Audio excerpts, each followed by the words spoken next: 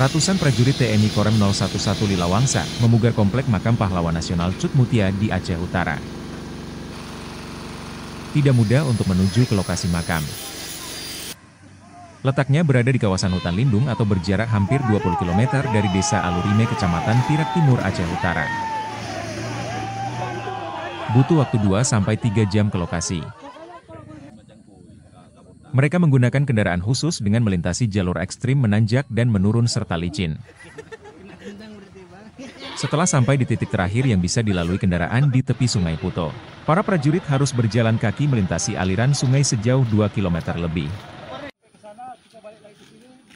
Karya bakti pembangunan komplek makam Cut Mutia dipimpin langsung Komandan Korem 011 Lilawangsa Kolonel Ali Imran. Prajurit harus mengangkut batu bata dan paving blok serta material lain dengan cara memikul untuk sampai ke lokasi makam. Hari ini kami melaksanakan karya bakti dalam rangka Hari Juang Kartika, Angkatan Darat.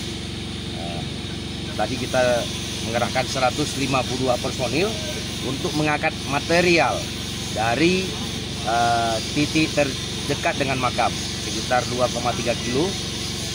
Material ini jika musim normal bisa kita bawa dengan sonder, tapi karena situasi hujan dan jalan sangat rusak, akhirnya kita gotong. Setiap personel menggotong. Tadi kita bawa ada paving block, ada batu bata, ada semen, ada pasir untuk menyelesaikan pembangunan makam Cut Mutia.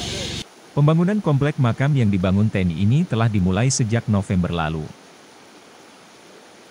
Karena musim hujan, pembangunan terkendala. Namun demikian pembangunan terus dilangsungkan meski medan yang harus dilalui sangat sulit. Sebenarnya kalau material itu gampang dibawa, sebulan jadi ini. Tapi kendalanya di material untuk dibawa dari tempat terjauh yang tadi saya sebutkan di Taman Gantung. Ya ini, ya sama saya menjabat, target saya selesai makam ini. Kolonel Ali Imran optimis dapat menyelesaikan pemugaran makam Cut Mutia menjadi lebih indah dan layak sehingga dapat dengan mudah diakses masyarakat. Ali Imran berharap dengan dipugarnya makam pahlawan nasional tersebut, anak bangsa dapat terus menghargai jasa-jasa para pejuang yang telah berkorban mempertahankan tanah air dari jajahan bangsa asing.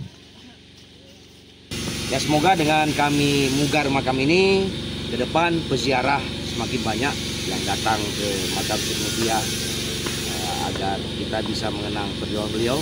Bayangkan beliau sampai di tengah hutan belantara, dikejar oleh Belanda, dan berjuang habis-habisan. Nah, kita anak cucunya, rakyat Aceh, untuk menghargai beliau, kita harus ingat bismillah, jasad pahlawan kita. Sebelumnya Kodim 0103 Aceh Utara pada Juli lalu telah membuka akses jalan menuju komplek makam Cut Mutia.